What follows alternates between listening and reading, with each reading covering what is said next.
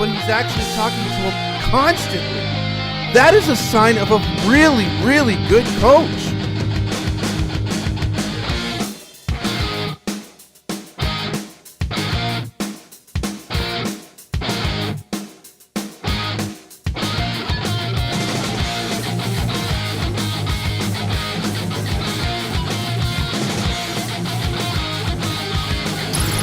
It's the ToddFox postgame podcast with your host, ToddFox. Because the only thing I want to yell is fuck!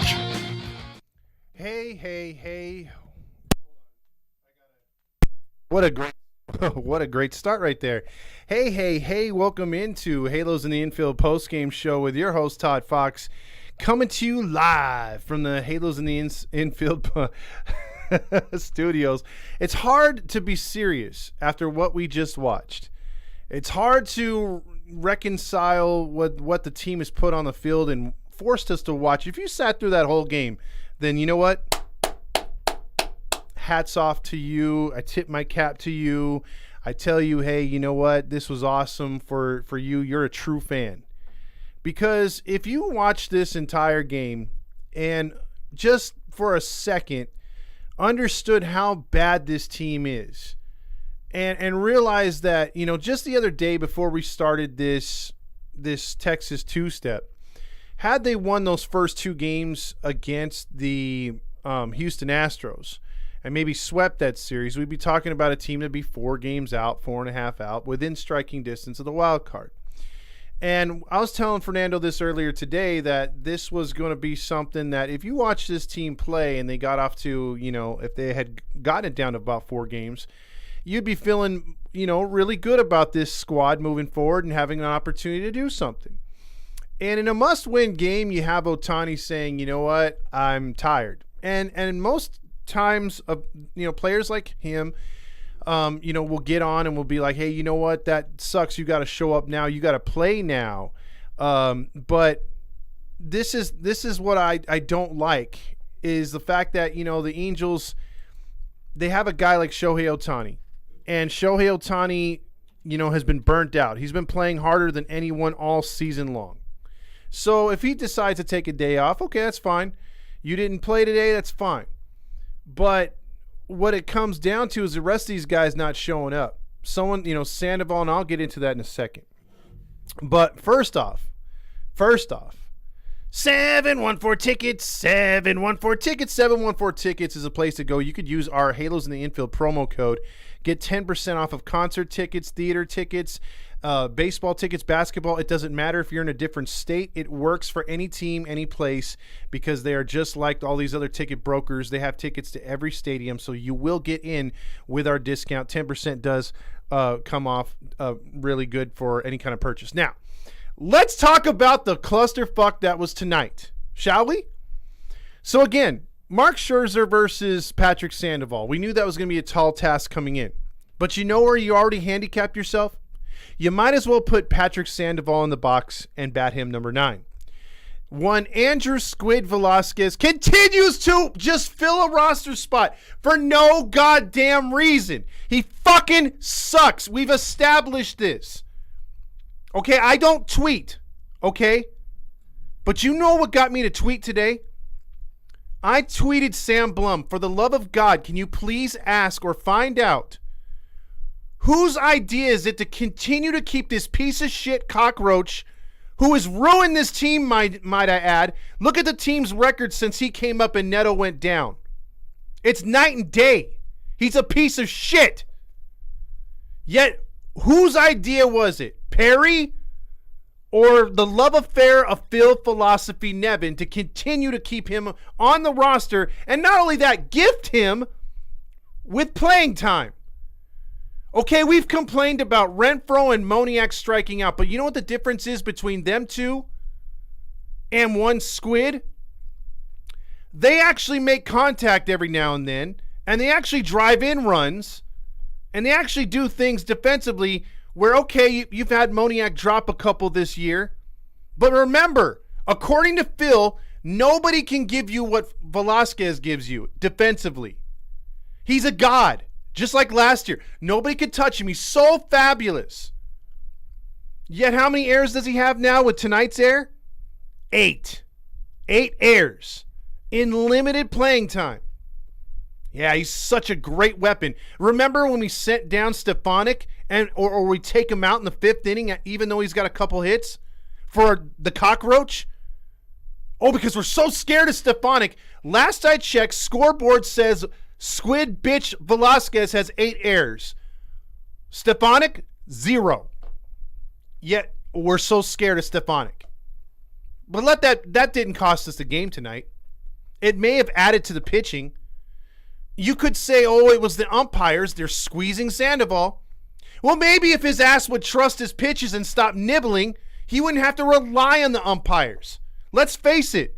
Scherzer was not scared to go down the middle and throw curveballs and sliders that dipped into the zone. So why can't you? You don't trust your shit, Sandy. So again, I'm not going to be here and sit here and say, okay, I'm going to be Bally Sports. I'm going to be Mr. Positive, Gubazon, and Randy. Because you know what was more irate to me than them picking on the pitchers all night? Saying this guy's got to step up. That guy's got to step up. Oh, this guy's got to pitch better. The bullpen's got to get their shit together. No, fuck you. What has this team scored? Let's go over, okay, the first 2 games of the Texas two-step, you put up 3 runs in Houston. That ain't going to get it done. So even if you're pitching to a shutout, that ain't going to get it done. What did they do tonight? 1 fucking hit. And you still as a channel, as an organization, still have the fucking nerve to rip the pitching. That's all we got. 1 goddamn hit. Yes, thank you, Bob Uecker. That's all we got. 1 goddamn hit. Yet the narrative keeps getting pushed on Halo hunks that it's all the pitching's fault. How many games have we watched this year where it hasn't been the pitching's fault? Where it's 3-0, 4-2, 4-1. That's all we can get. 1 run. It's over and over and over, yet you don't want to talk shit about Marcus Thames. Or the manager. They're not putting a freaking spotlight on Nevin. Yet he was caught in the freaking dugout yelling. Oh! You know what? I have to say to him, because he was yelling and making an actual, a stink in the dugout. Oh, good for you. Yeah, good for you, Nevin. About 100 and so odd games too late, you finally open up your fucking mouth and make a scene? That ain't gonna do shit. They didn't respect you back then. They don't respect you now. You know why? You've coddled this team from day one. All you've done is pamper their asses. You put the baby powder on their ass, you've changed their diapers, and you let them crawl around, get into stuff, and do whatever the hell they want to. No accountability. That's why Rendon's giving you the middle finger, telling you when he's coming back. The doctors cleared his ass weeks ago, but no, he's telling you when he comes back. He's not responding to the media, and you're totally fine with that. You're not finding him, and you're not telling him to get his shit together. You lost the locker room a long time ago. You have asshole coaches who don't do their responsibilities. I was behind Matt Wise last year, but he's lost in touch of the pitching staff. And don't get me started on Marcus Thames. His dumbass just keeps saying swing for the fences and hit it to right field. Doesn't work. You're watching bullshit baseball on the nightly. On the fucking nightly. You literally see the same record being played. It is Groundhog Day. These hitters aren't changing their approach. Again, you don't have to be a baseball savant to realize the differences between Bochy's team and this team. Look how they made Sandoval work. They realized right out the gate the umpire was not giving the corners, or he was very erratic giving the corners. Sometimes he'd give them, sometimes he wouldn't. Make the pitcher pitch pitches. Sandoval had 80 pitches in 3 innings. Was nibbling. Nibble, nibble, nibble, nibble, nibble. That's what you get. That was on him tonight. So even if you take away Sandoval's poor pitching, let's just say Canning gets the starter, Sandoval gives you 7, and he allows 2 or 3 runs, you still lose 3-0. You can't fucking score. You just can't. Look at Texas batting. Okay, greatest hitter of all time, according to Joe Madden. We all have that one player that you can't stand that maybe plays for a team that you hate and a rival at the same time. And mine is my player that I hate, because it used to be Johnny Damon. I hated Johnny Damon because he played with Oakland, he played with the Yankees, he played with the Red Sox. I hate all three teams. But Corey Seager is one of those guys I can't stand. Even if he were to become a free agent in some time in the future, I wouldn't want him on this fucking team. I don't care if he still is batting .345. He's a fucking Dodger trash, and now he's a Ranger trash. But that guy, we give all the respect into the world. We have to. I mean, look what happened. That wild pitch by Canning. Nevin's like, I can't pitch to him. Gotta walk him. It's unbelievable. But look at the Rangers at bats. Were their innings fast? It doesn't take a baseball savant to realize we do something wrong. Even if you're not that much into baseball, you're like, why are the Angels at bats not lasting longer than a Snoop Dogg Jack in the Box commercial? Why are the Rangers up for about 15 to 20 minutes per inning and the Angels are done within 2 or 3? Well, maybe because they're fucking swinging at everything and the other pitchers know it. I mean, again, if you were to go to Matt Scherzer tonight in the postgame and be like, what were your thoughts on the Angels hitters tonight? Was it hard for you? And of course, if you were to ask him that without truth serum, he would come out and give you some cliches. Well, it was a hard-fought battle tonight. I had to work with my 2 different colored eyes, and I had to find the strike zone, and it was a difficult matchup against the Rangers. Truth serum? Boy, those guys fucking suck, man. It's like I knew what they were going to swing at us before they even swung at it. I knew exactly where to pitch it because I knew they weren't going to be able to hit it. And so on and so on and so on. That's what it would come down to. But there's too much respect for other teams in this league for players to come out and actually tell you how it is. Scherzer, even at his age, looked like a freaking Cy Young candidate from 10 years ago. He looked amazing. But he looked amazing with little effort. Again, this is a guy who was pitching to like almost a 5 ERA with the Mets. Having troubles. It comes back to the Rangers. Doesn't really light it up his first appearance. But tonight he sure as hell did. I mean, he was fucking licking his chops before this game. So let's go over the numbers real quick. Angels, 1 hit, 3 errors. Isn't that amazing? 3 errors. So you out-aired yourself. The Rangers, 12 runs, 13 hits. Sandoval falls to 6-9. Scherzer goes to 12-4. Looking at the lineups, they were just killing us with hits all up and down. Doubles. They went 5 for 18. They still left 11 guys on base. And there was a couple times, if you noticed in that game, where they hit him down the line or they hit him to the gap, and those guys could have stretched it to 3. But Bruce Bochy's like, no, let's give him a little respect. Let's just take 2. And you look at Bruce Bochy, who's an amazing, accomplished Hall of Fame manager, soon to be. And you see how they play. There was opportunities in this game where they were going to bunt, but, things didn't happen right. But they were going to put the bunt in play. This is a power-hitting team. This is a team that can crush the ball. But they're not afraid to lay down a bunt or 2. They're not afraid to sacrifice. And they're not afraid to put runners in scoring position by, stealing bases. The Angels, on the other hand, swing for the fences. If you don't hit one, hit it to right field. If you don't hit the right field, well, then swing for the fences again. They literally have no game plan. They don't study any kind of scouting report on the opposing pitcher. It's lame-ass baseball. And you think for a second what the most frustrating thing is?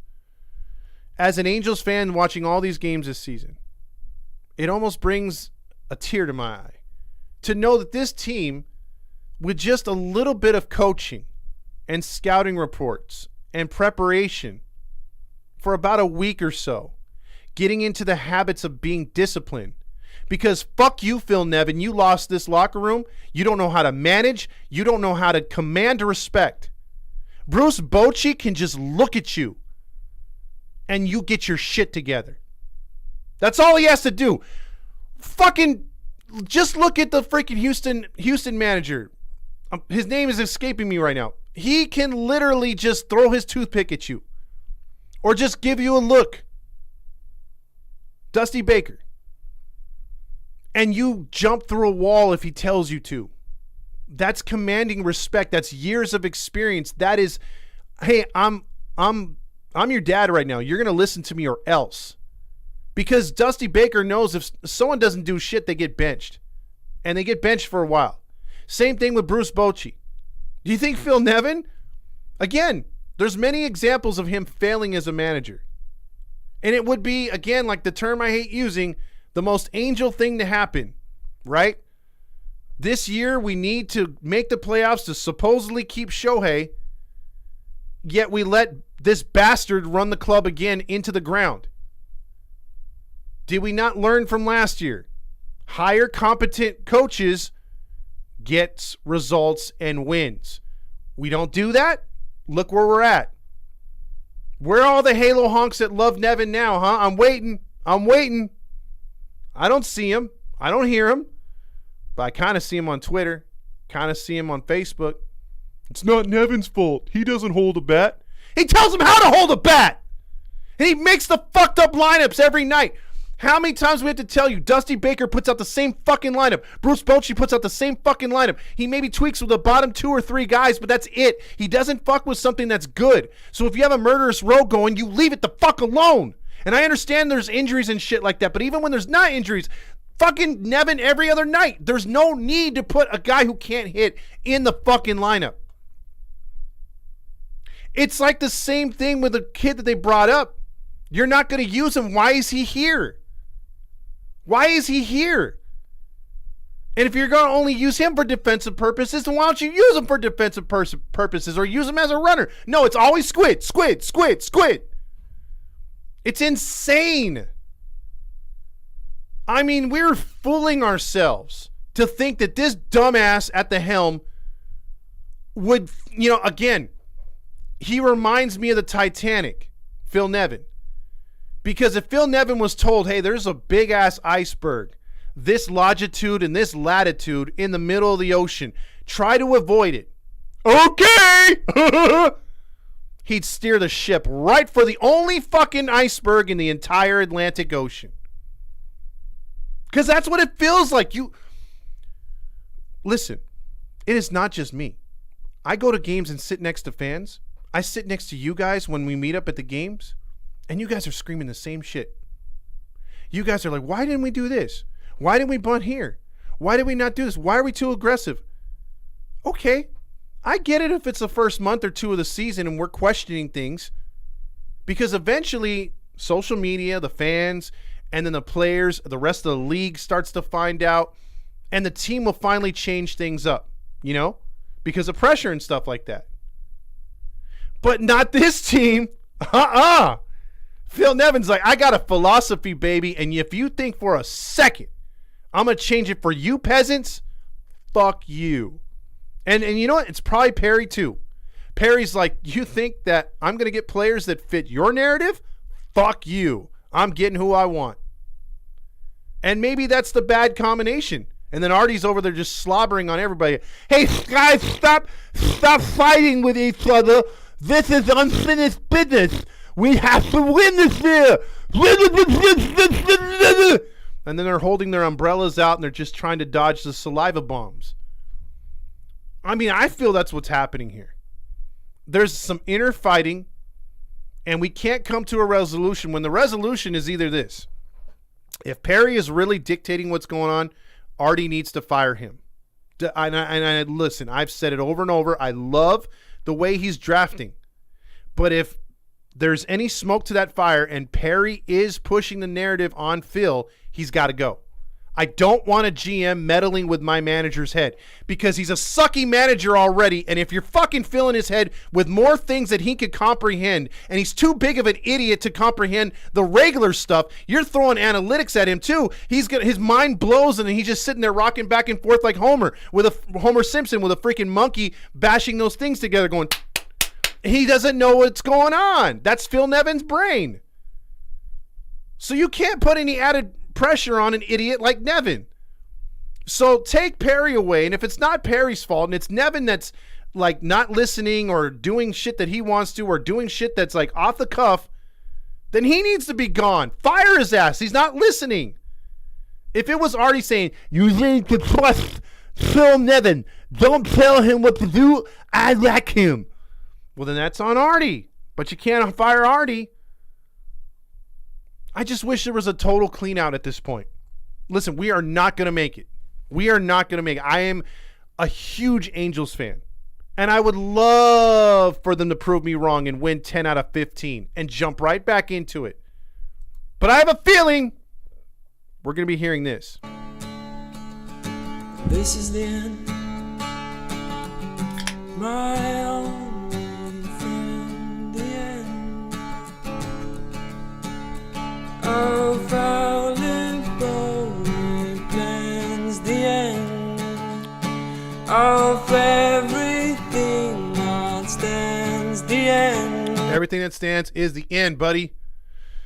By the way, I gotta mention something. If you guys were watching earlier in the game, third inning and the fourth inning, I think it was the second and the third inning, second inning too, when Sandoval was in all kinds of problems and trouble. Did you hear how the bases were loaded? No, I think it was the third. Bases loaded, nobody out. He gets a strikeout, and you hear the music, them wanting to go to commercial. It's like, bitch, there's still 2 outs left. Then the music stops. The next out plays the music again. Who's running this shit? I mean, are we that incompetent on the field? It has now affected the broadcasting and now the people that run the commercials and the presentation. We've already seen it at Angel Stadium with them having the wrong score up, the wrong team up, the wrong players up. This, I'm telling you, this organization. Oh no! We suck again! But don't worry, there's brownies. Because, man, it feels like we got into an accident. We got to call somebody. Accident or injury, call Jacob and Ronnie. Call Jacob. All between 2 slices of my famous toasted sourdough bread. It's pretty much the greatest thing since itself. My sourdough patty melt combo, starting at $5.49. Order on the Jack app today. And here's the thing, too. How many times do we have to watch a game, too? And it's like Wayne Rendazzo's like, 2-2 pitch, and batter calls timeout. Now a word from Jack in the Box. Build your own munchie meal, or try mine. Only at Jack in the Box. That looks good on you, Miach. Come on, man. Come on. You think the Dodgers do that? You think the Padres or any other team does that? Just shameless plugs during a game, during an inning, during a bat? Then Gooby's like, it's my birthday tonight. Well, way to show up for your birthday tonight. Trout's like, I don't even know what day it is, but happy birthday. Thanks for being so positive. And he's just all happy. He's all, that means Trout's going to come up here in the booth with me and have a brownie. And then they were all happy because Ohtani just tried Olsen with a home run last night. So 12-0. And again, you have one more soundbite I got to play because this is Roger Lodge at the beginning of the season giving you his awesome takes. Because if you don't think he's so awesome, you gotta realize about how good he is about predicting things. Call me a bootlicking houseman all you want. I don't give a damn. Don't go to sleep on my Halos in 2023. It's going to be one heck of a year for Angels baseball. Exactly. I mean, come on. This game didn't put you to sleep, did it? 12-0 final. Now, let's go over the stars for the Angels, and let's play the music that they so earned for their lineup description. Leading off in center field, Moniak went 0 for 4 tonight. 3 strikeouts. His 4th hat trick already this month. Shohei, $600 million man Ohtani, 0 for 3. 2 more strikeouts. Brandon Jury's like, what you can do, I can do better. No, not really. I'll just do the same. 0 for 3 and 2 strikeouts. The Moose is loose, breaking up the no-hitter. 1 for 3, but he did strike out. Louis Renifo, move me from leadoff, I don't do shit. 0 for 3. Renfroe, I got 2 at-bats tonight. Watch me walk.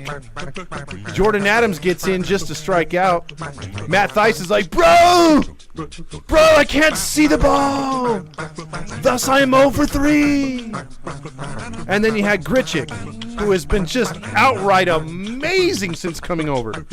Watching his average go from 320 down to 284 right before your eyes. Literally his only 2 hits were those 2 home runs. He went 0 for 3 again tonight with a strikeout. And not to be outdone, everybody's favorite cockroach, Andrew Velasquez. Hell yeah. 0 for 3, 2 more strikeouts, 12 strikeouts, and a total of 27 at-bats. That's just under, well, that's about like 39% of your at-bats are strikeouts. That's fucking outrageously good. So good. So good that they were 0 for 1 with 1 runner left on scoring, left on base. No, only the 1 walk. That's it. I mean, you're not looking for a walk. What's a walk? Is that an Aerosmith song? Walk this way. That's all you got. That's all they know. But let's go back to that music because I think our pitching deserves that. Patrick Sandoval. He says, hey, man, I've got to give this team innings. We used our bullpen so much last night. 2 2/3. 4 hits allowed. 5 runs. 4 of them earned. 6 walks. He's like, free bases. You can free base all you want. Then 6 strikeouts. He only threw 82 pitches in a total of 2 2/3. Then Griffin Canning's like, bro, I haven't come out of the bullpen in a long time. You have other pitchers in the bullpen, right, Nevin? Nevin's like, no, their arms fell off. They were all amputated. Flesh-eating bacteria. They pitched too much. You're in now, Griffin Canning. 3 2/3 as a reliever because we all know he's a reliever. 4 runs on 6 hits, all earned. 5 strikeouts, 1 walk, and allowed a home run. Then Loop says, hey, I got to get in this hit parade. 2/3 of an inning, gave up 2 hits and 2 runs because why? He gave up yet another home run. And then our buddy Escobar, who's scared of pussy, literally, they said it, I didn't. Okay, look it up. He can't stand, and he has a violent, like, fear of house cats. Just saying, right? That's what we call him, right? Eduardo Escobar pitched a clean inning. Oh no, he didn't. He gave up a run. He's like, I'm an angel pitcher. I have to give up a run at least. And that is your highlighted Angels box score as they get their ass clapped on what should be the Texas 2 sweep. They should have lost that last game because of no effort by the freaking offense again. You score 2 runs. Literally the same shit we've seen all year. They'll scratch 1 run. Ohtani will hit a home run with either a guy on base or nobody on base. And then the team has just got to clinch their butt cheeks to a win and hope the back end of that bullpen works. And it did that night. And credit to Silseth and the rest of the boys. And they got the job done the other night on Sunday. But tonight was just back to work. Back to, I mean, look, this is how much we're hungry for the playoffs. You got your ass clapped twice in a row by the same score by Houston, who always demolishes you. And we win 1 game barely. And you should look at Angels' social media. Man, we're right there. We are right there. A couple more of these. I have a good feeling going into Texas. And you know what? I don't fault people for that. I fault people in our fan base when you have the realists like us and the Halo honks on one side and they tear apart each other personally. I think that's stupid. It's okay to make fun of the honks when they get overly aggressively happy. And it's okay to make fun of us when we get too down on them. There has to be a common middle, but there just isn't right now. But both sides can agree on one thing, though. They can at least agree on one thing. They want the team to win. We just go about it differently. And sometimes it's hard to realize that as a fan, and it sucks because it does create diversity in the fan base. But this is how hungry we are for a win. We want that win to propel us to something, but we know it's not. The Hawks believe it will. Losing 2 out of 11 or winning only 2 out of 11, and then you pick up a win, you're like, yes! Oh, God, yes, we're in it! But you're not. I got to see a string of 6 out of 7 before I start honking my honk again. Because right now, I don't want to touch the honk. I literally don't want to touch the honk because why?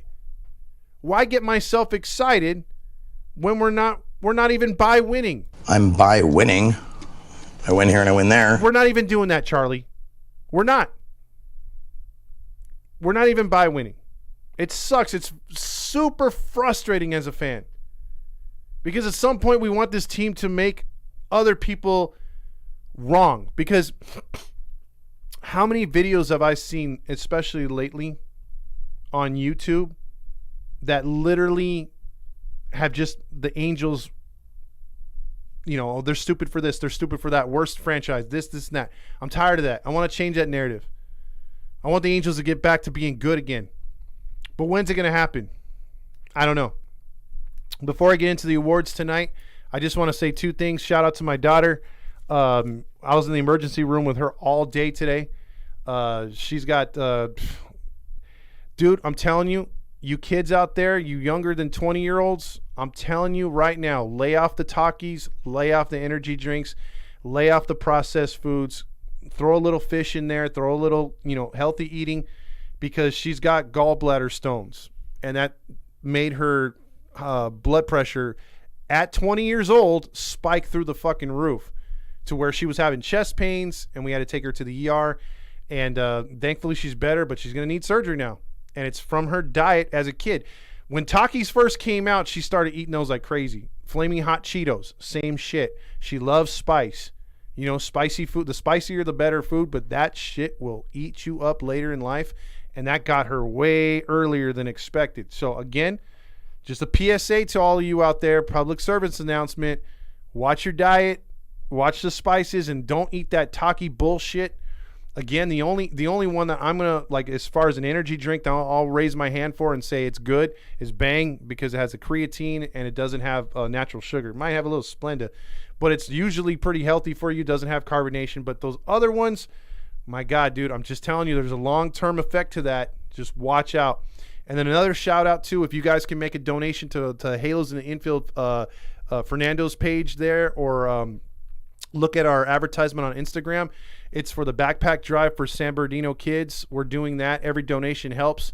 So if you guys feel the need to help out some kids in need for the new school year, we're doing that drive. I'm gonna make an announcement about it or a video. You can win Angels tickets because we're gonna randomly pick winners of people that donated. We got a bunch of Angels tickets if you want them, and then we got signed Zach Neto pictures. Actually by him, because we contacted his mother. We got him, and we're friends with him too because we interviewed him earlier in the year. He signed autographs for us, and we're going to be giving away autographed baseballs. The grand prize is an autographed Mike Trout baseball, official. So again, if you guys want stuff like that, some other prizes like some shirts and jerseys and some old memorabilia from stadium giveaways, please make a donation to the backpack drive. It would really help those kids out, and then we have a lot of good, cool stuff to give to you guys that donate, okay? So there you go right there. So I just want to get that out of the way. So let's talk about who the heroes and the zeros were tonight by giving away them awards, and then we'll get into the comments and phone calls. So here is the Stamos Award.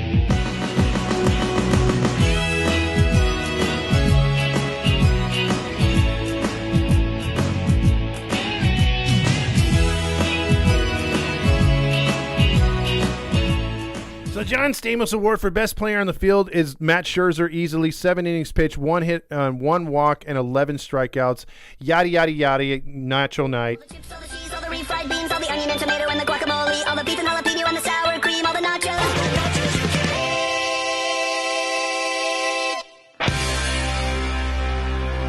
Worst player on the field is not the worst player. It's the worst players. It's the Angels lineup along with Phil Nevin and Marcus Thames. 2 coaches and 9 hitters get the job done tonight as they sucked. I'm not going to rip the pitchers.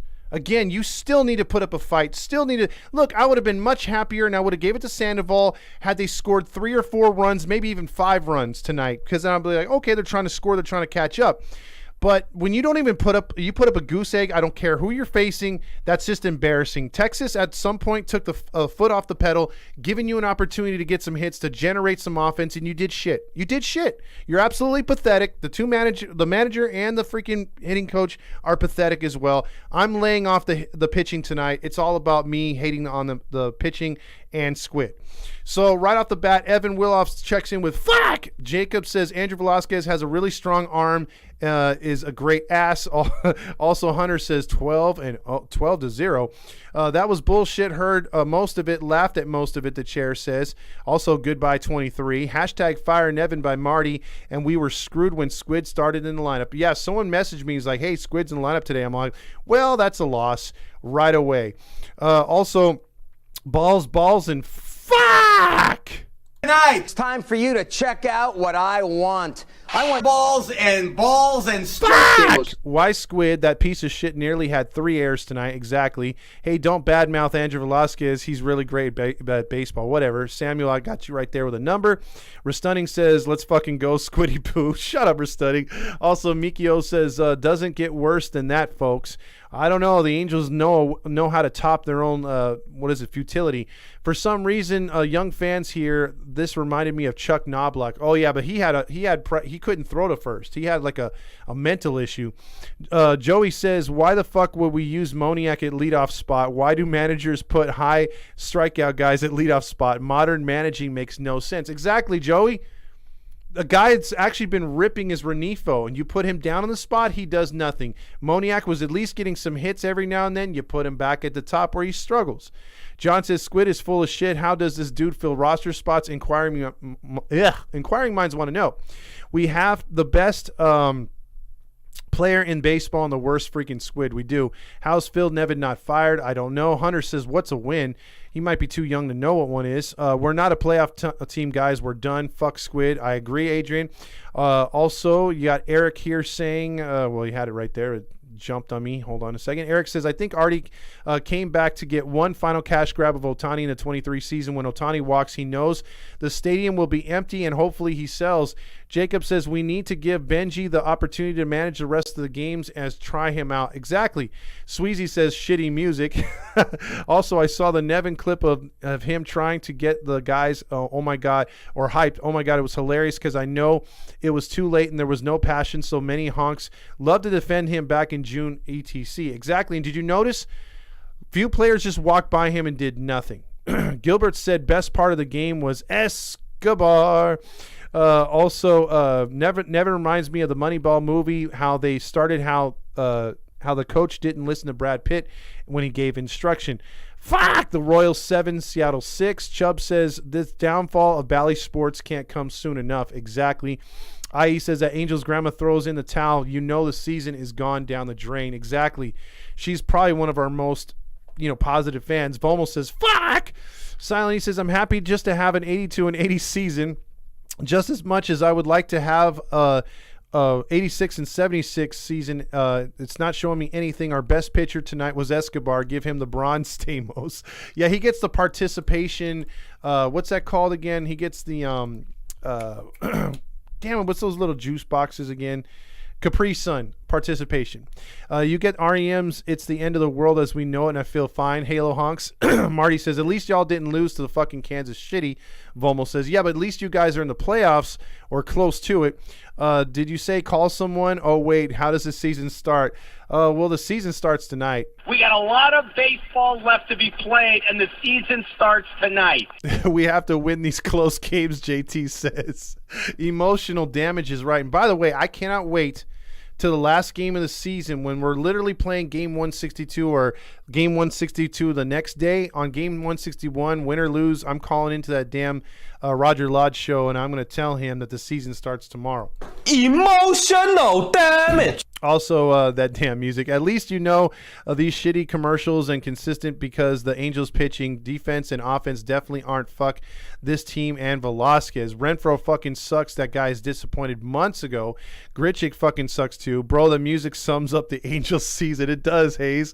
Keep playing that song. The South Park's Cash for Gold right there. GameCube says Escobar gets lit up here tonight, or gets the music for Gilbert Soria. Also, fire Matt Unwise. Exactly, Kroom's car. Halo Joe says we need carnival music playing while the lineup is announced. Artie comes out with a black top hat, red coat, and whip. Harry rolls on a riding unicycle. I can picture all of that, dude. I can picture all of that. Also, this team sucks when Squid gets the top tier play from Bally's.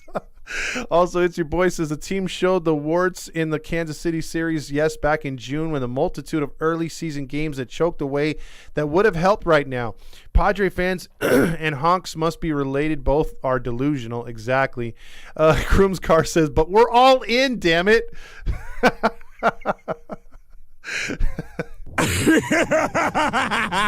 The O is for Otani. R. Martinez says, I want to call him but not talk about singing the sad and heartbreaking songs that I'm reminded of each time we lose like this. Praying for your baby girl, Todd. Thanks, Eric. Well, thank God she's going to be okay. Thanks, Sweezy. Also, prayers out to your daughter, Todd. Thank you. Yeah, my daughter. Celsius. Let's see. I've had one hot Cheeto in my life. It was nasty. It's not good to eat. I'm just saying. Used to eat Takis throughout middle school. Stopped during COVID. Been 3 years since I've eaten one. It's good for you. Thanks everyone for your thoughts. It's your boy saying, damn blessings to your daughter, man. Good for you for promoting a change in life. Too many of us think about certain foods won't hurt us, but often they kind of catch up to us. They do. Love Neto, man. Can you drop a link to help pay for that? Check out. Let's see. I don't have it on me right now, but if you check out our Instagram page, Nate Hustles, you can see the link. It's a pinned post, and it'll have our Halos in the Infield, the old logo. But maybe I'll have to pin it again, or I'll make a video for it on YouTube, and then I'll put the links up there. What's the link for the drive? I don't have social media like Facebook. Well, you know what? Fine. I'll find it real quick here, and I'll post it. Let's see. Hold on. Let me get over here to Instagram, and I could find it here. I should have did this earlier. That's my bad, guys. I apologize. Okay, so let me type it in the comments right here where you guys can donate. Let's see. I don't know if it has to be the totally like this spelled out, but let's see. The real FM 25. Okay, so that's the Venmo one right there, and then there's a PayPal too. So I put in the Venmo, and then here's I think his email. Hold on, I got it. Okay. Dude, yeah, the long ass email. My bad. Because otherwise, if it was just my stuff, I'd be able to get it pretty easy. All right, there you go. So the email is for the PayPal, and the other one's for the yeah. So there you go. Let me get back here. We'll see what happened to your daughter. Oh, she just got what is it called, the gallstones. And so see, there's a link right there. Phil Nevin needs to get the nachos. One of our family members lost his home in the Maui fire. Thankfully, his family and even the pet got out. Lost their home and all their possessions. That's so sad what happened over there. So yeah, prayers for them over there, because that's really tough. Also, Wise and Thames philosophy was on full display tonight. Exactly. Adrian says, my thoughts and prayers are for your daughter. Thank you so much, guys, tonight.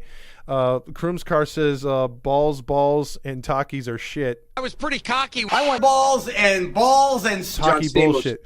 Let's see. Thank you, Kroom's car. Also, Angels versus the Angels. That is one of the best rivalries in all of baseball. Steve Sachs couldn't throw the second base as well. Mentally got to him. Moniak was 46% chase rate. Yeah, I forget who brought it up, but it might have been Ryan too. He only has 8% as far as, or 8 walks this season. That's pathetic. Do we praise Nevin for yelling at the players? Hell no. Bruce Jenner is on Fox News. I can't believe his delusions. Okay. You'd rather watch that than the postgame.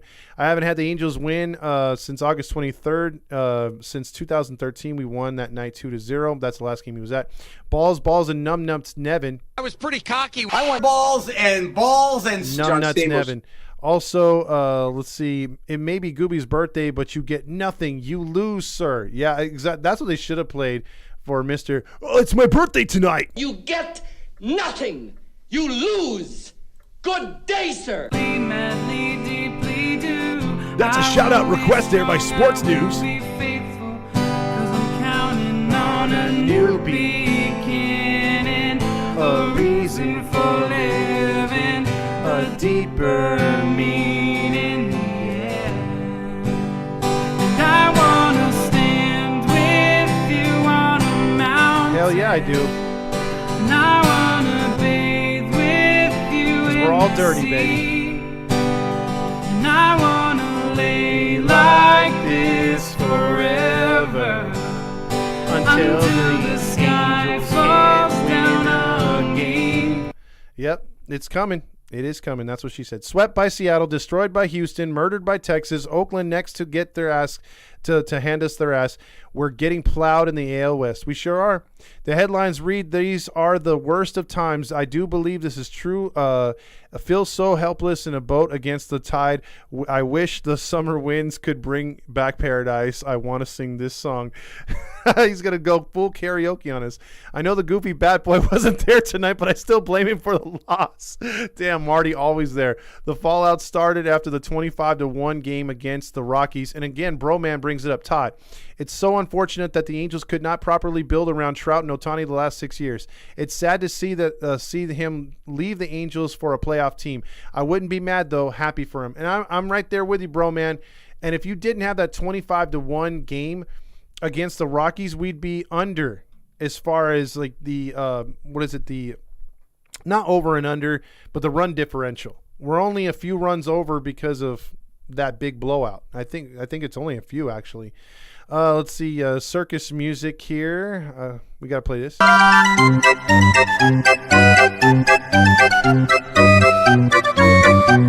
Let's see. Also, Laugh Out Loud, Bruce Jenner is more of a man than Andrew Velasquez. Vaginas.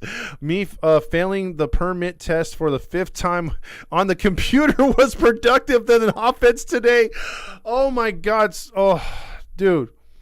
Oscar. I think it's Oscar, right? Like, you got to get that shit together, my man. You could do it. I got you, man. You got to do that because you got to pass that test, because once you pass that, that's actually harder than the damn driving test. The driving test is, pretty easy, but we got you, man. You got to get your head in the game, bro.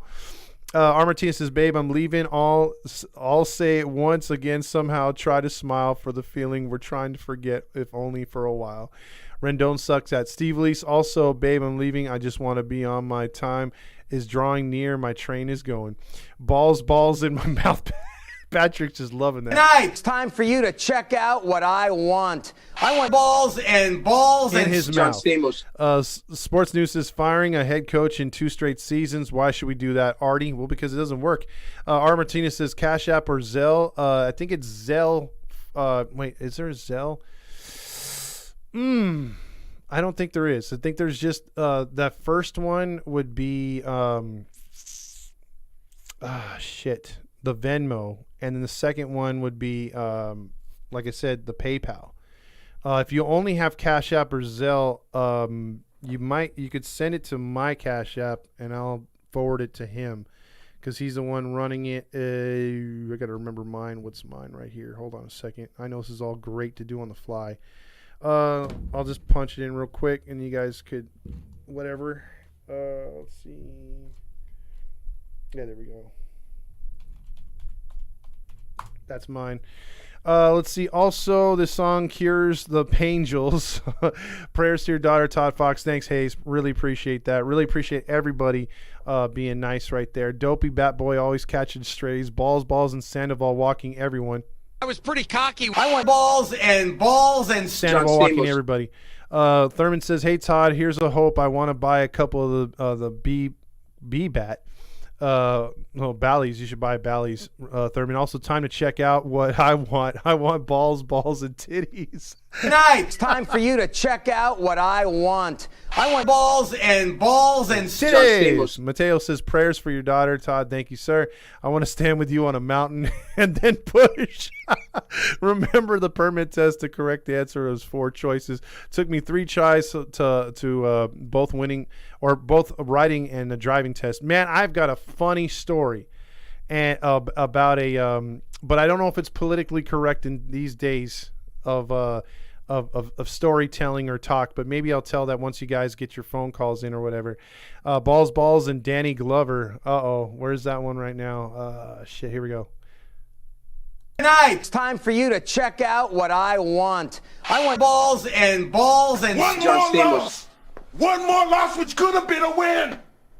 You call yourselves professionals. I have never ever seen a worse group of 25 players. You don't think as a team. You don't play as a team. You don't even lose as a team. Damn right. You all got your heads so far up your ass. butt, you can't even see the light of day. One more loss and I'll do this. See, he did that way too late this year. Mario says, this team reminds me of my old high school football team. We sucked for years, and then we got good coach and started winning, making CIF. What happens next? They fired the coach, and we turn into shit. That's what usually happens. Let's see. Also, Eric says, balls, and wanting Phil Nevin gone. I was pretty cocky. I want balls and Nevin gone. Artie Moreno is like herpes. He just keeps coming back. These are lyrics from Styx you guys might not know. Thurman says, Angels have to win 80 games. Give the honkers something to shoot for. 80 games, and Todd gets lunch and beer. Oh, that'd be nice. Let's see. I already said that. A grill master, she had gallbladder stones. She got those stones, and she's going to need surgery now because of all that awesome eating as a teenager and younger. I mean, again, Takis and Flaming Hot Cheetos and processed food and shit like that, you got to stay away from. Let's see. This is not the PC show. It won't offend us. Let's see. All right. Don't put this all on Sandy. Squid throws that ball away, hurting Moose, and Sandoval must throw 20 more pitches. DFA him. Exactly. Wonder if Squid. All right, here we go. Take a phone call. It's the Halo Hotline. Hey, man. Woo! You know, it's funny. I've been on the show this whole time, but it's been like 2 months, maybe 3 months since I've called in. So I didn't go to the game tonight. Lucky me. I thought about going because seats were like $4. And it's funny because you couldn't have paid me $400 to sit through the monstrosity that the Angels just went through. Now, I'm going to give Phil Nevin just a little bit of credit. I'm going to give him his flowers. Unfortunately, those flowers are dead. But I'm still going to give them to him. I'm going to say, hey, you know what? There's that video of him getting fired up. Too little, too late? Absolutely. But at least he finally had a George Knox-style, just full-blown overreaction to this team. Yep. Because that's what this team needed back in April, when he should have been throwing things, when he should have been yelling at Ohtani and saying, guess what, bro? You're not shit. I don't care if you're going to win the MVP this year. Like, you should have won last year. But at the end of the day, you're just another member of this team. And Trout, same to you. You're just another dude. And Rendon, don't even get me started on what you should be. You're working at Whataburger at. Yep. Sports News says, remember, Matt, we don't chase wins. Nevin. Yeah, exactly. We don't chase wins. Even the dogs are worked up at this horrible loss. You can hear them in the background. See, I don't know, Fernando, if you've been here the entire show, but I brought it up earlier about the backpack drive, so I wonder if you were to reiterate that. I put the links in the comments, too, because a lot of people were asking about it. If you just want to give a little bit more details on it, if you have a minute. Yeah, I do. So we're currently raising money for backpacks to needy families in San Bernardino. So I'm going to be flying out there on the 14th, and on the 15th, early in the morning, I'm going to meet up with Courtney and Todd. And we are going to go ahead and go to the resource center in San Bernardino and give the backpack. Correct. And it's full backpacks of school supplies as well, right? Correct. Yes. So every backpack has a pencil case, a binder, a notebook, 2 erasers, 3 pencils, 3 pens. I believe there's a Sharpie in there. Okay. And then also the giveaways. I mentioned the Zach Neto autographs. And then we have Mike Trout signed baseball and other stuff. Yeah. So a Ty Buttrey signed baseball, a Mike Trout signed baseball. I think there's 4 Zach Neto photos. And then we'll probably throw in a little bit of extra stuff in there too. Yeah. I know we got a surprise for everyone that donates. We're going to be doing an extra little giveaway. When was that, Todd? We don't have to say what it is, but that was like the middle of August. Correct. And so that'll be just a random surprise. So you can be eligible into that just random raffle by simply just donating anything. And there's been people who have been donating $2 because a raffle ticket is $2. So $2 gets you in. For every $2 you donate, you get an extra raffle ticket. So right now, the biggest donation we've gotten is $50. I think we've gotten 4 $50 donations already. Mm-hmm. And as of right now, we've raised enough money for 48 backpacks, all with school supplies. So that's what I can say so far. We're going to be collecting money through the end of August, and we're hoping that the very, very beginning of September, we don't exactly have a date yet, but it'll be on a YouTube Live just like this. we're going to have, our audience come on, and we're going to give away all the prizes in front of everyone so everyone can be a part of it. Yeah, we're going to have some extra stuff to give away because we got some stuff from Noble. We got some stuff from 714 Tickets. We have tickets as well for Angel Games. So there's a variety of things we can give away just by you guys being generous and helping out some needy kids. So that really helps out. Yeah, super excited about this project. I mean, we wish we could have had a little bit of more time with it, but obviously life happens for all of us. Right now, it's all about just helping whatever we can help, whoever we can help, and then hopefully we can get the ball rolling so next year we can do this again. I mean, I already know Maggie and Joaquin Neto, who are very generous, have already, committed to helping out even more next year besides just signed photos. So, I mean, hey, let's make a good impression for them. Let's make a good impression to the community, and let's get something. I mean, like I said, guys, $2. If that's all you can give, then great. You're eligible for a Mike Trout signed baseball, which, hell, at that point, you can sell it for $500. That's what it's worth anyway. It's your ball. Do what you want with it. But I've always said that I was going to give a ball away. I have 4 of them. I was going to give one away at the right time, and there really is no better time than helping the community. So I'm looking forward to seeing you and Courtney there. It's always nice to see you guys and go to the game at the Big A on the 15th to watch us lose in person. Yeah, hopefully we can score more than 3 runs, and Squid is our power hitter in the lineup. Oh, did we actually score today? I turned it off after Escobar. After Escobar pitched, I was like, whoop. No, we only had 1 hit today. Just 1 hit. Oh, well, at that point, I would have, at least, if I was at a game and we're going to get our cheeks clapped, literally, we're just going to get, cream pie, I would have rather, gotten no hit. Because at least, at least I was at the game and I watched history. No, I don't want to see the Rangers get a no-hitter, but, I mean, hey, at least I watched something cool at the ballpark today. Yeah, I've never watched a no-hitter, so let me preface it by saying I've always wanted to see one. Yeah, exactly. Well, they had 3 errors tonight, so that was good. Hey, well, see, there you go. Yeah, exactly. We'll see what happens tomorrow. I mean, Max Scherzer. I mean, you and I talked about this off air. We talked today on the phone, and I had said, man, Max Scherzer, we can never compete against people's aces. Never, ever, ever get it done. And once again, didn't get it done. Yep, absolutely. Looked like crap again. So. Yeah, well, we'll see how these next 2 games turn out. I'll be there. So I'll call in probably the next 2 days here. Let you guys know how the boots on the ground went. Okay. Hopefully you're our good luck charm over there. Yeah, probably not. At this point, I don't think freaking. I can go in there with a rabbit's foot. I can go in there with a horseshoe, a 4-leaf clover, hell, a 16-leaf clover. At this point, we're not going to win. That's true. I could have a voodoo doll for the next 2 nights' pitchers. Yeah, and we're not going to win. Nope, not at all. All right, man. Have a good night. See you, Halo fam. All right, guys. All right, Fernando. My bad. All right, there's Fernando checking in right there. He's going to be doing the Texas 2-step tomorrow. That leaves a number open, 714-598-3221. We do need Artie Moreno to call in tonight. I think that would be fantastic.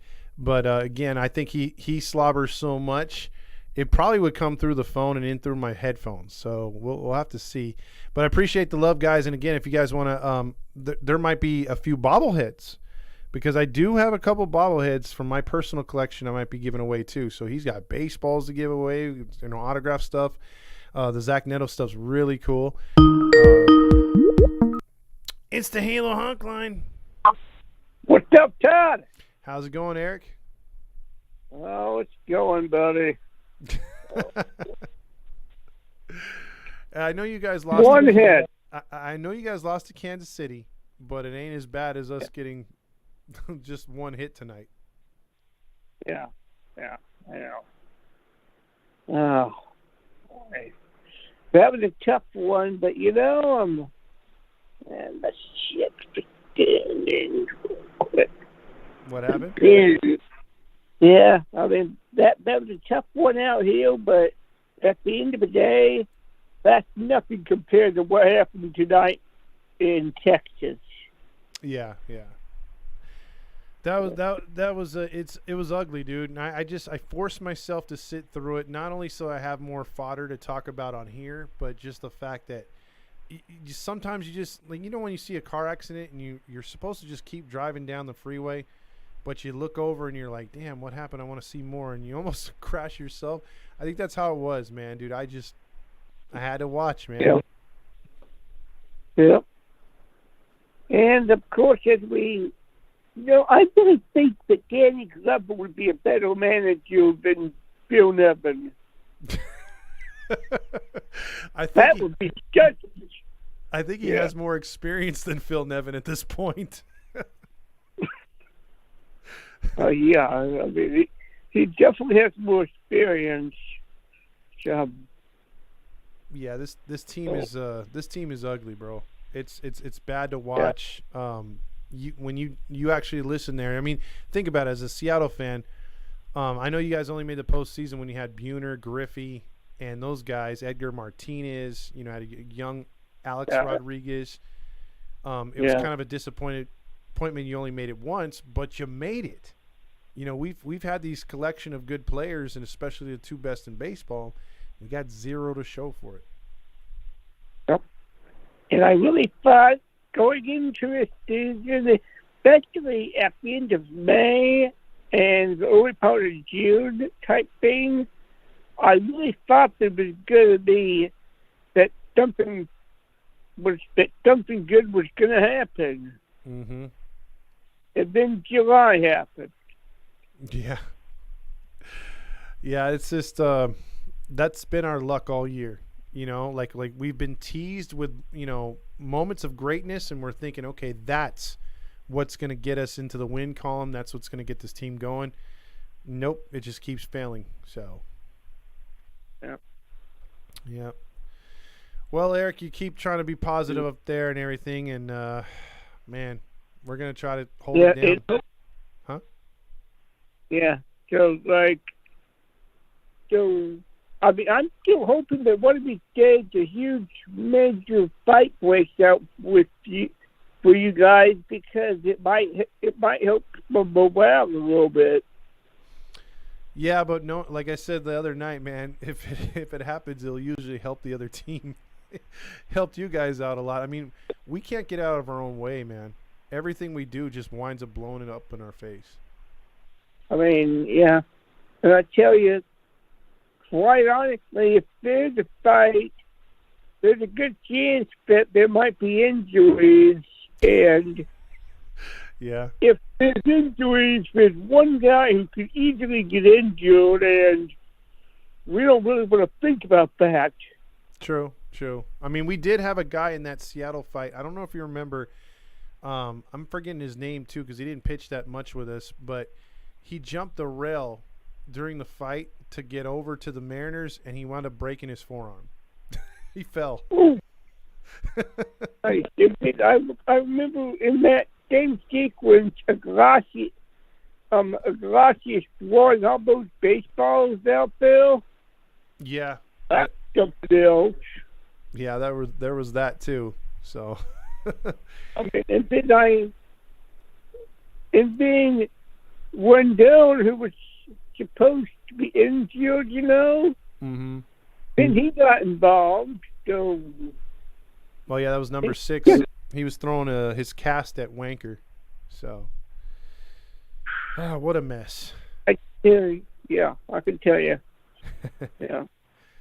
All right, Eric. Well, you have a good rest of your night up there. How about you too? All right. Have a good night, you guys. That's Eric right there calling in. It was Archie Bradley. Thank you, the chair, for that. The season did restart tonight. What am I thinking? We just hit the reset button. We got a lot of baseball left to be played, and the season starts tonight. Mr. Move says, Todd, I thought Artie gave you a contract to get out there and play ball. I hate. Again, he wrote that contract up on a napkin, and I don't think I can cash out that napkin. So, I mean, I wish I could, because that was a pretty hefty contract right there. I'm trying to text Artie right now if he's going to get in or not. Because he gave me his number on this napkin.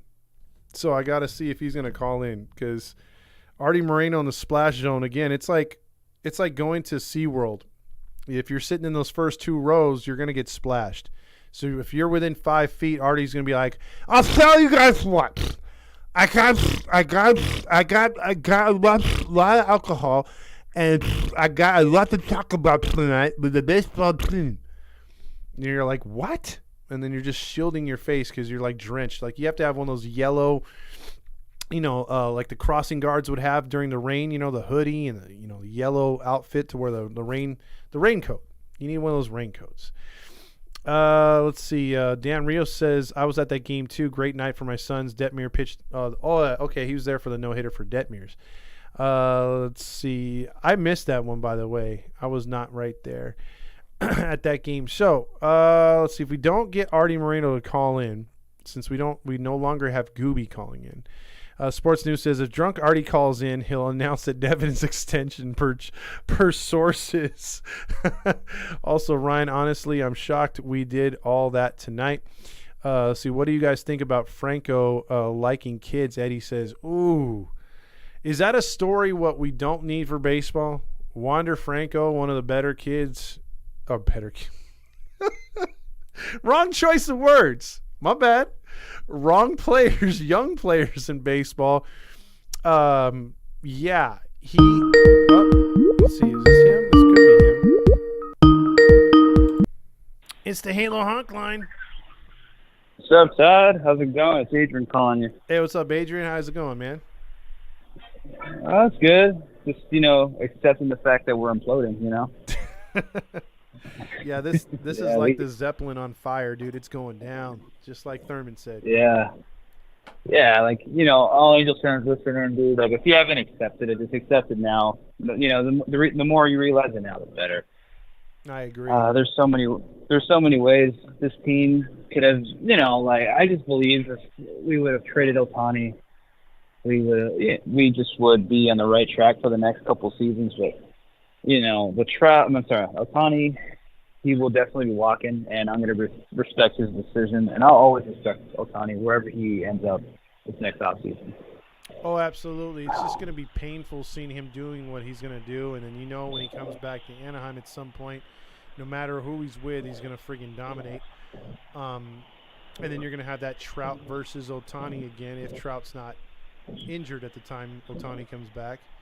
I hope not. Yeah, I mean, I don't know. It's so frustrating to see that we are gonna, because again, like last year we were advocating for it when a lot of people were like, "You guys are crazy," but we saw the writing on the wall, dude. And imagine the haul we could have got. You would have had 3 teams involved. We would have cleaned house with all kinds of good freaking, prospects. Could have revamped this entire team, dude. And we're going to let him go for nothing. Right. It's going to be another compensation pick. I mean, hopefully we get the same luck we did with Trout and that compensation pick. But, a lot could happen between them. But it's just already has to sell this team, man. Like, this unfinished business bullshit is not proving anything, man. Like, what is it, dude? What are you trying to prove? There's nothing to prove within your ownership. You have not taken this team closer to the World Series since he's been owning this team. It's horrible. We really need a whole new ownership, new coaching, new branding. Everything needs to be new. In my opinion, I really hope during the off season he just says, you know what, I gotta sell this team. It's thank you, dude. You have to fucking sell, because bro, going into Angel games, I'm a diehard Angels fan just like you. I love the stadium, but dude, shit needs to change. It's boring. There's no excitement. It starts from the moment you walk in, you see all the staff, and just going into your seat, listening to the music and everything out there. It's just this thing just doesn't add up. It's bro, this ownership needs to definitely be changed for sure. Oh yeah, it needs to all start at the top and move from there. And I don't think it's happening. I mean, I would love for him to change his mind again, but I think he's stubborn, and it goes down to the coaching and everything else. Oh. And you brought up a good point. I mean, the stadium's the same routine every time. It's I bet you the players get bored of seeing the same shit we do during the game. No, yeah, I'm sure. I'm pretty sure Trout doesn't, and if he is not tired of it, I give it to him. Because if I was playing, 162 games out of the year, listening to that shit, I'd be like, yeah, we gotta talk to Artie about this crap, man. But there's a lot that plays into it, though. It's just not just the stadium. It's also the coaching staff. Obviously, we could go all day with that, and also the training. we don't know what the fuck's going on with the training staff. Like we have so many guys injured. I don't remember the last time we've had like a whole squad of guys on the IL like this year. You know, it's insane. Like I don't know what the fuck they're doing. Like with Zach Neto to Ohashi with Trout, yeah, that's just a freak accident. Same thing with Ohashi, but like with Zach Neto, what they're doing is it's unacceptable, man. It's like, how the fuck are we gonna like keep our guys healthy if we're not even having the right personnel and our medical staff? You know? Yep. It's just not great. It's not, because it's just gonna be the same shit over and over. Yeah. And like with Rendon, I mean, I don't like Rendon. I mean, no one does. I'll just say number 6. You know, number 6 is horseshit. And I mean, who knows, man? Like you're touching up on Nevin. Like some of the players, we don't know. Maybe some of the players don't like him. And I'm just looking at the sense maybe Rendon doesn't like Nevin.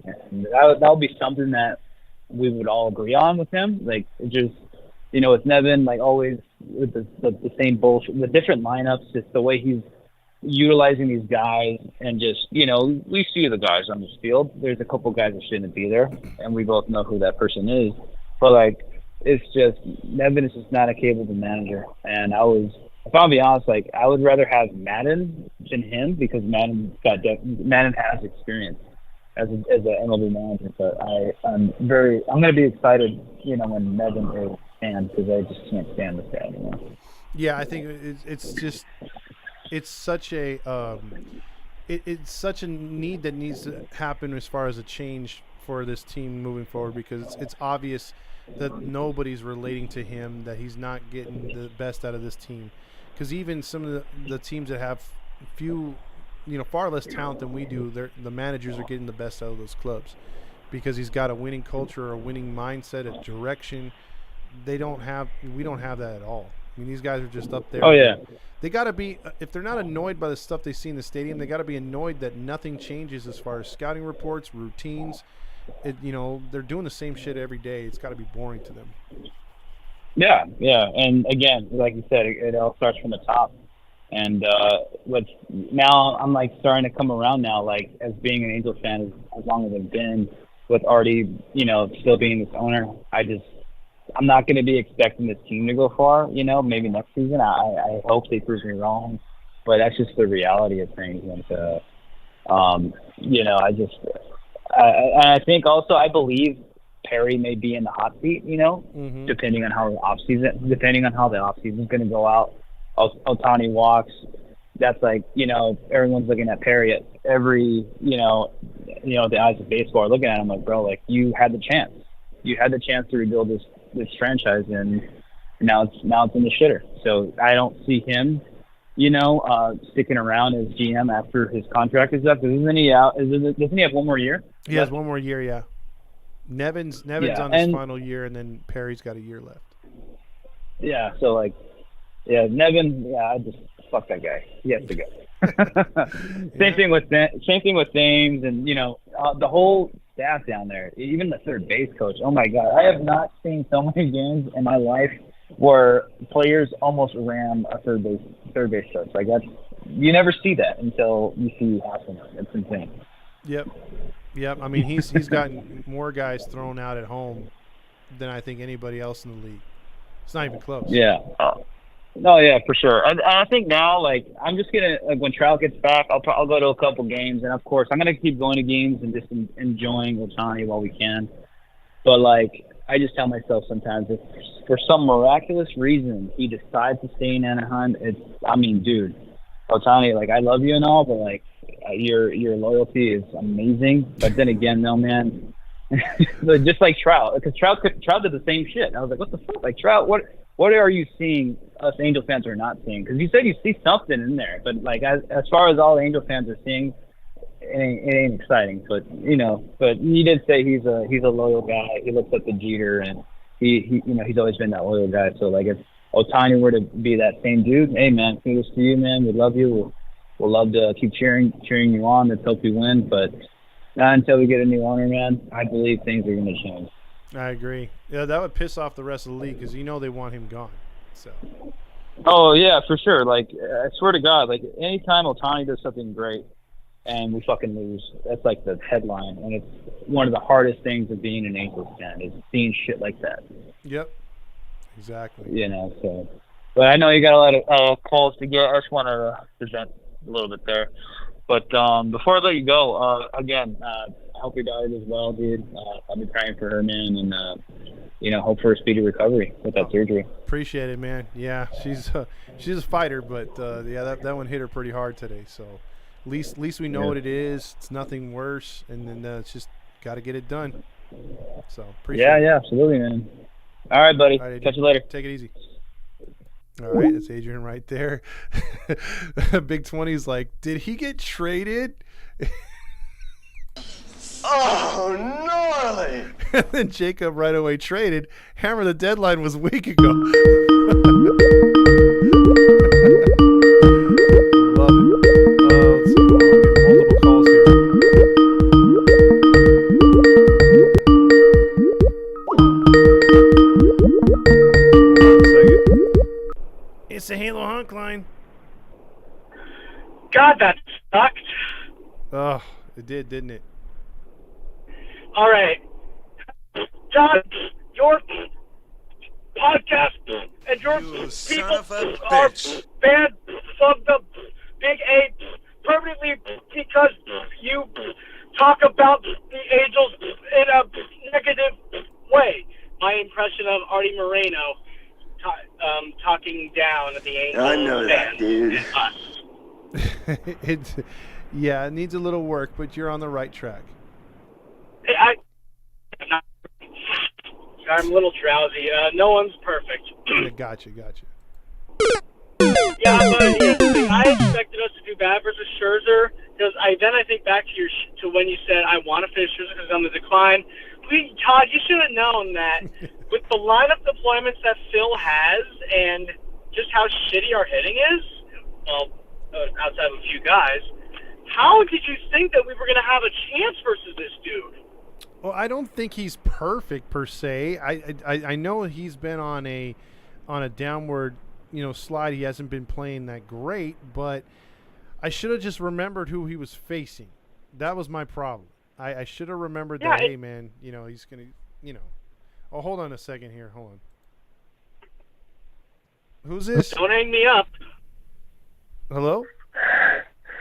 I'm here. Hello.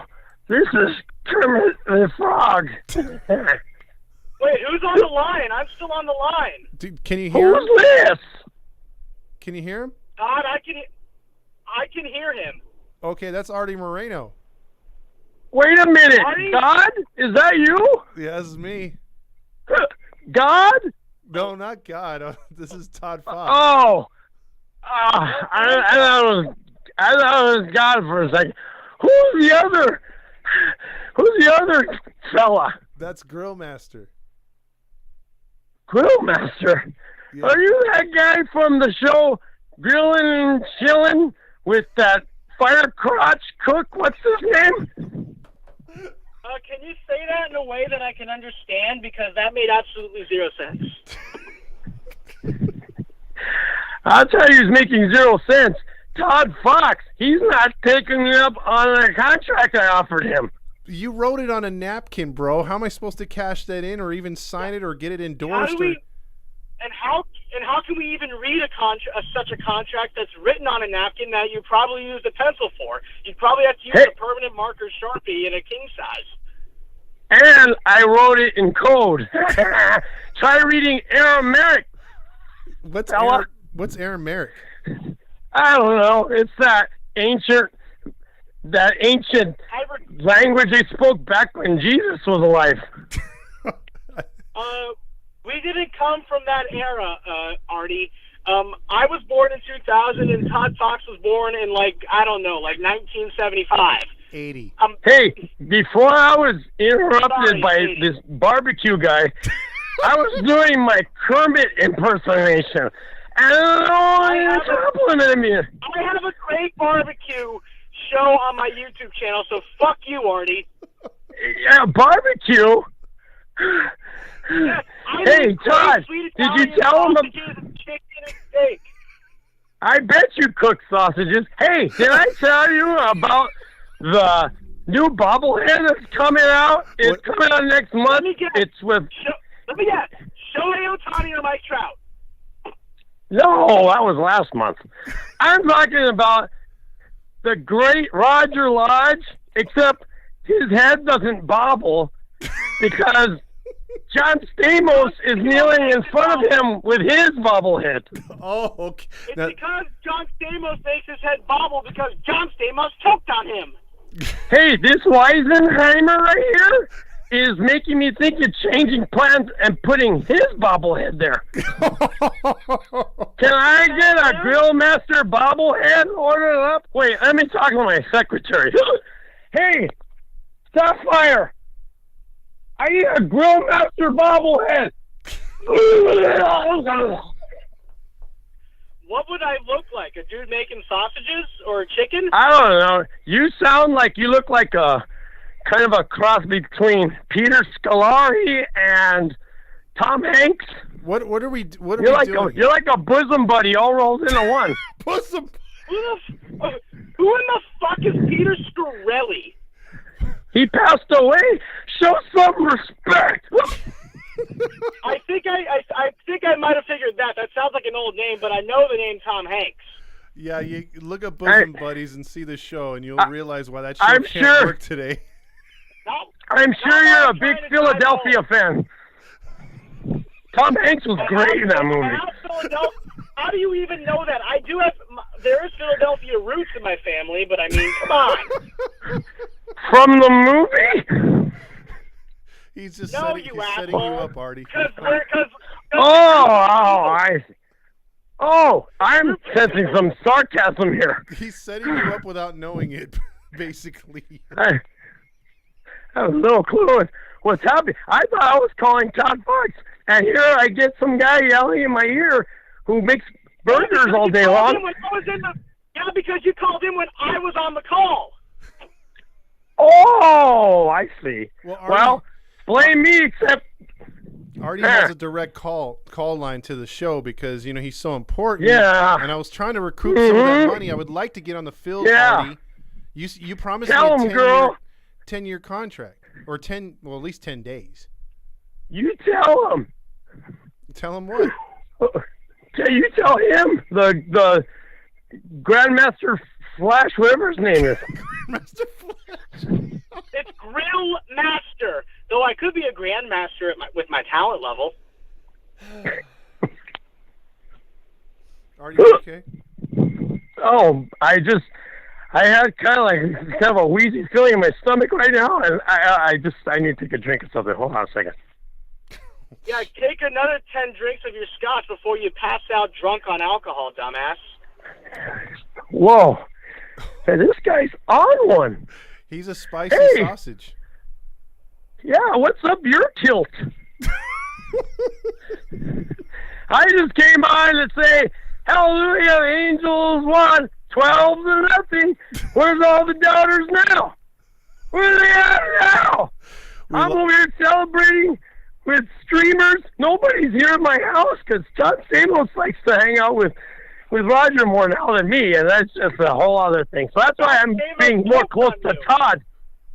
Well, I'm gonna start hanging out with Todd. Oh, great! That's I have look. Yeah, did John Stamos choke on you too?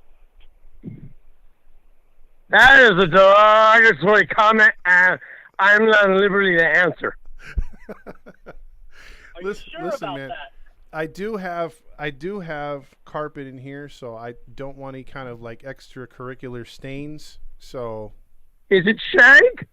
No, but it's a nice carpet. I love shag carpeting. I like shag carpet. Do you like oak? Oak? I'll bring some new furniture in for you. Oak.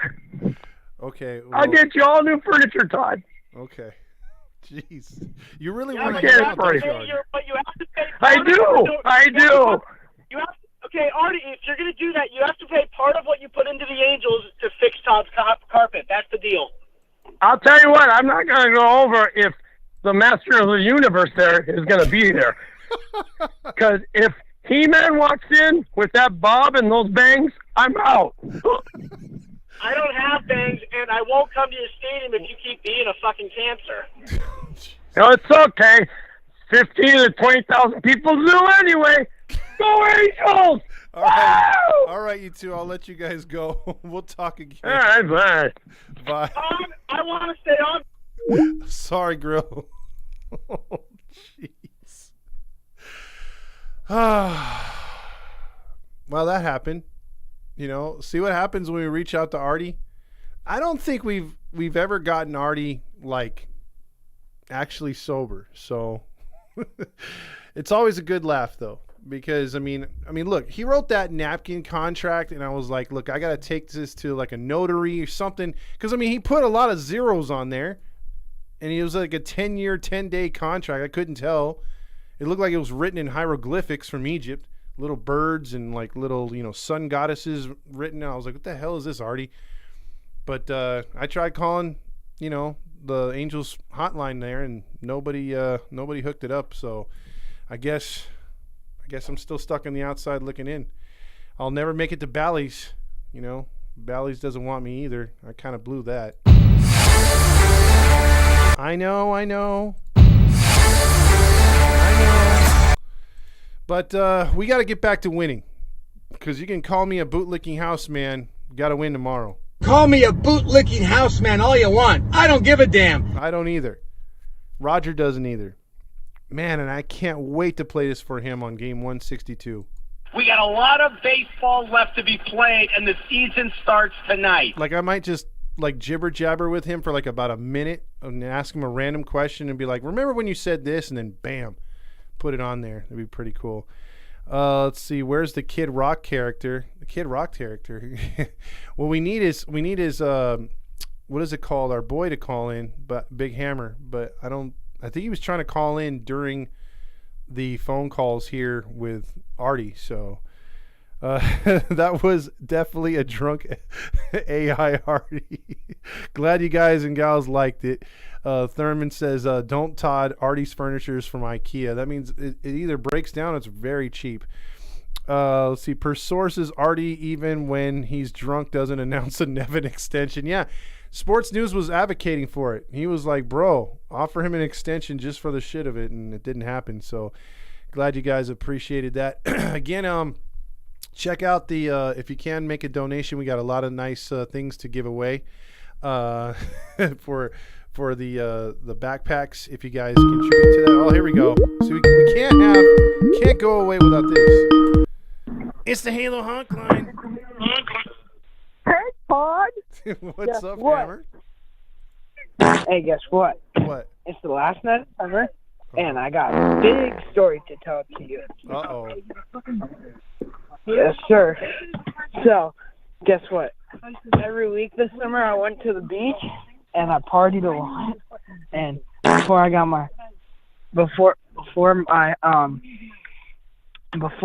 my job, and then I just kept on partying until I got my job. And dude, one time I went to a party on like a Saturday, and I had to work the next day at like super early. And I'm still in training, only for like 3 more shifts or something.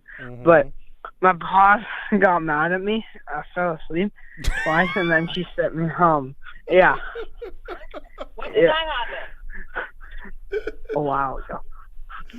Yeah. Did you just tell on yourself in front of your mom? No. And then yes, you did. This week I went to a party, my friend's birthday party, and we left, and then we went to Newport, and then afterwards, me and my friends, I was sober, thank God. Me and my friends were like, "Oh, let's go off-roading," and then I went off-roading with them, and guess, it started to rain at like 4 o'clock in the morning, and then he was like tail fishing it, and then we hit the curb, and we tumbled down a hill, and he flipped his truck. Yeah, and then you guys need to start driving with helmets. Yeah. No, and then we didn't get in trouble thank God. He didn't get in trouble. His mom was just like mad that he flipped her car, and then back up a second. What? Are you guys all like millionaires or something? Because like you're able to flip a car, your mom's car, and they're not mad. My friend got didn't get punishment or anything. He just told his mom, yeah, we totaled the car, but he wasn't he was sober and stuff, and so he wasn't his mom didn't get that mad, and his parents are rich kind of, and so they're getting the truck. Dude. It's the Ford Ranger 2024. His mom's getting a new truck, and they're just getting insurance and stuff. Bro, we come from different generations. I would have been mutilated by my parents. Yeah, and then I also been partying all this weekend because it's the last couple of days of summer. And then last night I went to my friend's house and partied, and I got wild, and I was yeah, it's the last night of summer, and I was having a good time and dancing with my friends and having a good time. You know what I mean? I had a lot of Shirley Temples. You know what I mean, Todd? Yeah, I know what you mean. Yeah, and then tonight I'm keeping it mellow. You know what I'm ending my summer with? What? An ice cream. Of course. Shirley Temples and ice cream. What a way to finish. By the way, I had a question in the comments. Did you ever give that girl's backpack back? Oh, we haven't gave it back. No one's come to pick it up yet. So you got the backpack. So basically, you have a backpack under a box being held up by a stick, and you have a string. And when she comes in there, you just pull the string out and trap her. No, basically we haven't. No one's come and claim it, so we're gonna start using it, and my family's gonna start using it for our backpack. For what? Yeah, I don't know, for the beach and stuff. Yeah, but guess what? Our first home game's this Friday, and I'm gonna go to it. It's beach theme, so I'm gonna wear my football shirt, and then I'm gonna wear a Hawaiian shirt, and then I was thinking about wearing swim trunks, but I'm probably gonna get chased and rash, so I'm probably not. But hopefully we can go 1-0 this Friday. You know what I mean? Yeah, you got it. High school football is back. Oh yeah, season baby. All right. Yeah. Season starts tomorrow, right? Well, we got a lot of baseball left to be played, and the season starts tonight. This Friday. Yep, exactly. That's what we all want. Shirley Temples and winning football. Yes, sir. Okay. Well, hopefully Angels can win tomorrow night, and I'll call in tomorrow if they win. They got obliterated again at the first game tonight. I was so mad when I was at work. I was like, oh, we lost super bad. But so you woke up at work just to see the score, huh? No, I was awake all shift tonight because I had a late shift. Oh, okay. All right, bro. Mhm. All right, we'll catch Go you later. Angels, and I'll call in tomorrow night. Oh yeah. Oh yeah. All right, later. Last night of summer it sucks. Jeez. He's over there telling in front of his mom. You know, I'm gonna tell that story real quick. I teased it earlier. I'll tell it real quick before I get out of here. So, back in the day when I was trying my driver's test and all that shit, it wasn't the written one that I struggled with, because that one you had to do on a paper. You had to have 24 out of 36, or it was 24 or 36 questions, I should say, they had to get right, and you can only miss 5 or 7. I forget the number. Anyway, I somehow passed it because after the first time I failed it, I just was like, you know what? I'm not going to be lazy. I'm going to read the whole damn book, and I'm going to try to pass it. So I passed it. It was a goddamn driving test that I fucked up on. So I messed up on that one, and I missed 3 times. Because at the time I was taking it out of Bellflower, and they would ride you on the freeway. They would take you through construction zones, and they would get you for every little thing. You could only have 3 misses, and it was like a 15-minute drive. So I didn't like it. I failed. I had to take the written test all over again, and then I failed 2 more times. And so you only had 1 more, and then you have to redo the whole damn thing again. And I didn't want to do that. So I got I got into a car, and I went for for the driving test. And the instructor was, she's pretty quiet the whole time. and I'm over there doing my thing, trying to drive and everything, and I'm going through a construction zone. She didn't tell me anything. So I'm not knowing if I'm doing it right or not, like as far as if I'm going to pass it. So I get all the way back to the DMV, and she's like, "Well, I just want to let you know you missed 5." And I'm like, "Shit!" And I kind of slam my head on the steering wheel because I know 3's the max. That's all you can miss. And I go, "Man, I really need this driver's license. I'm like one of the last of my friends to get it, and we're actually going to go driving." And I kind of like made up this sob story in my mind that I was trying to I didn't really know I was saying it out loud. You know, it's kind of like, you know, it's one of those things where you're thinking it but you're saying it out loud when you think because I was just out of my mind right there, frustrated, and sort of like with the Angels. Anyway, so I say it out loud, and then she looks over at me and she says, "How badly do you want that driver's license?" And like all of a sudden, like my eyes and ears perked up, and I looked over at her and I'm like, "Say what?" And she says, "How bad do you want that driver's license?" And I said, "I want it really bad, I guess." And then she's like, "Well, I'll do you a favor." She goes, "I'm gonna hold on to this. I'm not gonna stamp this. But on one condition." She goes, "Because if I turn this in, you're failed." And I said, "Okay, what do I have to do?" And she said, "Just come out on a date with me." Now, again, no problems with that if she were higher than a 3. She was lower than a 3. Okay, and being a little vain, I'm not going to go into description and everything else like that. And, you know, I'm not saying I'm a 10. I wasn't a 10 back then. I'm still not a 10 now. I'm not a 7. I don't know, you know. So this was one of those things where, all right, fuck it, I'll go with it. And it's funny because it was like, God, what was the name of that movie? I could best describe her. She wasn't Lizzo big, but she was big. And so it's like, again, I have no problems with women as far as, you know, personality and everything else like that. Looks aren't everything, but in a man's mind, you know, you want what you like. And if you have a certain type, then why not, right? But if it's outside your comfort zone, it shouldn't be wrong on you for you not wanting to be with that person or not, despite whatever. You may be good friends with her. And there's been always that sign, because it happens to guys all the time. We go for chicks all the time that, you know, or you know, we think that they're more than friends, but then they wind up not being, you know, reciprocating that back to us. And we're like, why do they want to be into us? Well, it's the same thing. So at the time, like, I had a conscience, and I was like, you know what, I feel bad, you know, like, she wants me to go out with her, and then she's actually giving me a freaking one night. If I go out with her that night, the next day I come back and she'll freaking pass me. So I was like, okay, you know, I'll do her a solid. And then I found out why she wanted me to go out with her on the date. And so we go to her house to hang out, and it's like we're watching one of those BET movies, and like I'm the only white guy there. And so it's like it's very awkward because everyone's looking at me like, you know, and they're looking at her like, are you sure this is your boyfriend? And I have to play the fucking part. And so it's hard to, and then like, again, watching a movie that like, all right, different laughter. I mean, obviously they're not going to laugh at stuff that I like. I'm not going to laugh at stuff that they're like all the time. Cause again, certain movies are made for certain folks at that time. So we're talking about like mid 90s right here. Right.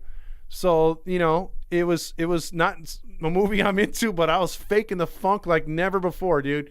And then it was like, oh, let's go out and get something to eat afterwards too. So I'm in a house where I don't know anybody. I'm in a neighborhood I don't know anybody. She picked me up, and we go to somewhere she wanted to eat with her friends and family. We met it with more people. So a thing that I thought was going to be a date between me and her wound up being like a family fest and a friends fest, and just all kinds of like, you know, I didn't even know where I was going. It went from like 5 p.m.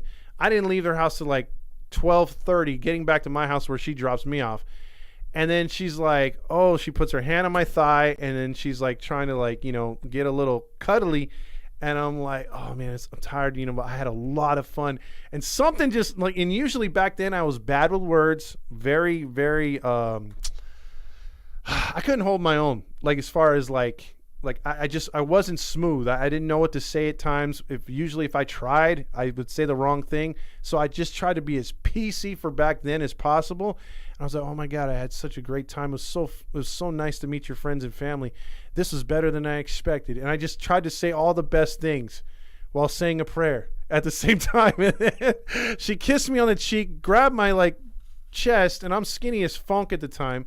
And she's like, so we're going to do this again? I go, well, I'm going to see you tomorrow. So let's set something up. And surprisingly, it worked. So the very next day, I came back in the morning, saw her in the office, in the DMV, and I got my fucking license.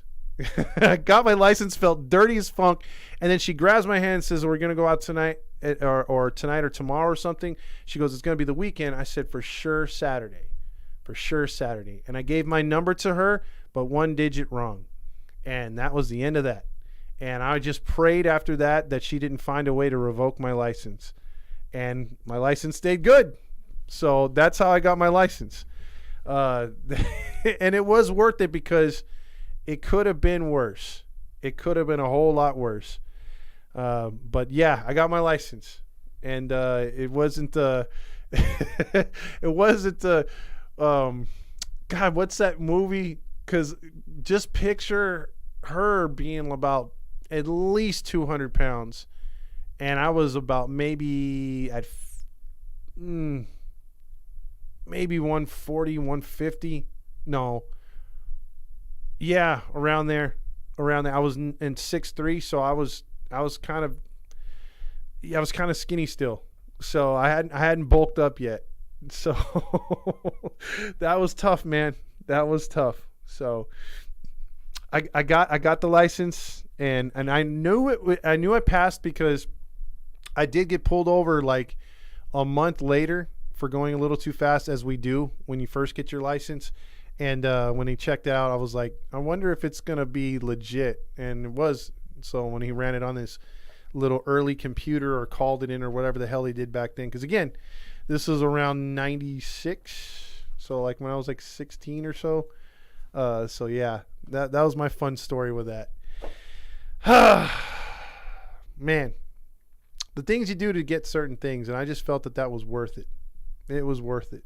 It was worth it because I didn't want to fail. Like, all my friends literally were getting their licenses early, and all I wanted was access to my mom's station wagon. You know, I wasn't blessed with a 2024 Ford Frontier, whatever the hell it is. Like, oh, roll my car, dude. If I would have just broke the freaking windshield, they would have put me on a Chinese torture table. You know what I mean? Like, I swear to God, you don't know pain, Big Hammer. You just don't. Like some of these kids is like, oh, you broke something? I'll get you another one. You know, you want another Shirley Temple? Boy, oh boy, man. Got some stories from back in the day. Ford Ranger Raptor. Whatever. Hayes says I was only 4 years old in 96. Shut up, man. Shut up. So anyway, everybody have a good rest of your night. Just wanted to leave you off with that. We had quite the show tonight. We'll talk more Angels losing tomorrow, all right? And no Stukas. It's just one of those bad nights again. Have a good night, everybody.